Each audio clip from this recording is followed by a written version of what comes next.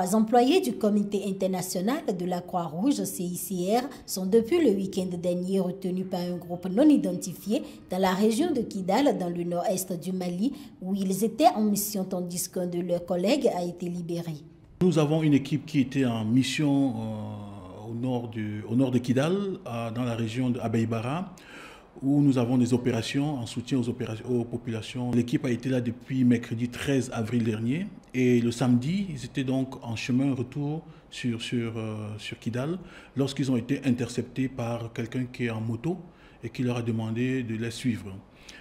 Et depuis lors, on a perdu tout contact. Le porte-parole du CICR précise qu'un employé sur les 4 enlevés a été libéré. Il affirme en outre que les employés encore captifs se portent bien et ne sont victimes d'aucun mauvais traitement. Nos collègues qui sont détenus le sont dans des conditions acceptables. Ils ne sont pas torturés, ils n'ont pas subi de sévices corporels ou quoi que ce soit. Ils sont juste retenus d'après ce que nous a dit notre collègue et nous espérons donc pouvoir les retrouver le plus rapidement possible. D'après une source humanitaire distincte, les ravisseurs ont conditionné la libération des otages à celle de leur guide arrêté lors d'une opération de la force française Barkhane. Soulignons que plusieurs groupes armés ex-rebelles, mouvements pro-gouvernementaux et djihadistes sont actifs dans le nord du Mali.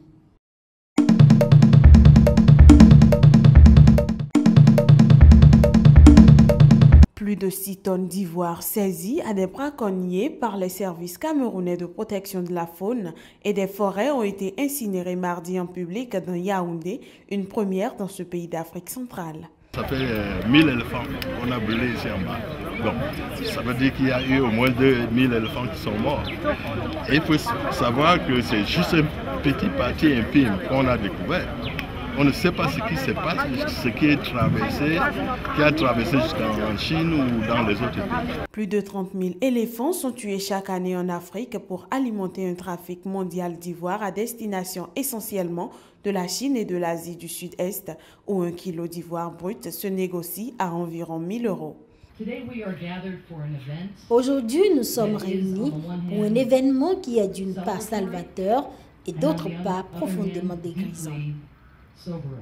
Le Cameroun a intensifié la lutte contre le braconnage et le trafic d'ivoire après un massacre important d'éléphants survenu dans le parc national de Bouba-Djidja début 2012. L'armée a été appelée en renfort pour chasser les bandes de trafiquants qui sévissent dans la région. Cette destruction par le feu concerne 2000 défenses d'éléphants pour un poids de 3,510 tonnes et 1753 objets d'art et d'artisanat pesant au total 2613 tonnes.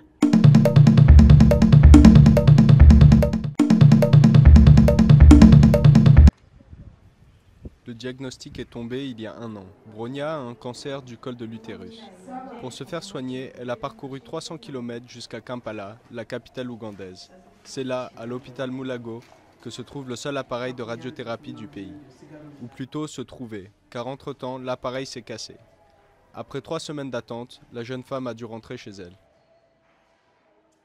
I felt pain because I thought that if it works, j'ai eu de la peine parce que je me suis dit que si ça marchait, tout irait bien, je guérirais.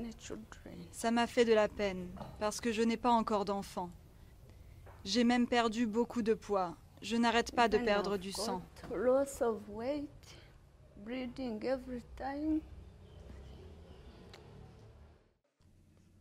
L'ancien appareil donné par la Chine en 1995 a permis depuis de traiter 30 000 patients par an. Le gouvernement a acheté une nouvelle unité de radiothérapie il y a 3 ans pour un peu plus de 300 000 €. Mais pour protéger le personnel de santé et les patients, l'appareil doit être installé dans un bunker, toujours pas construit à ce jour. Le bunker pourrait être prêt dans 6 mois si on y travaille 24 heures sur 24. Et les 6 mois suivants, nous pourrions installer les équipements et les tester. Donc on pourrait être opérationnel dans 1 an. 1 an, soit une éternité pour certains patients atteints de cancer.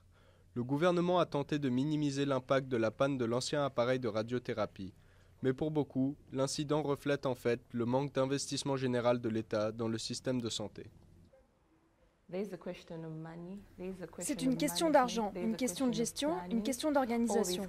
Les trois mis ensemble, tout fonctionne. Mais si un des trois éléments fait défaut, et ici ce sont les trois tous ensemble qui font défaut, il y a un problème. La seule possibilité aujourd'hui pour recevoir un traitement est de se rendre au Kenya voisin. Un voyage beaucoup trop cher pour Bronya. Elle restera donc chez elle, dans l'espoir que le nouvel appareil de Kampala n'arrive pas trop tard.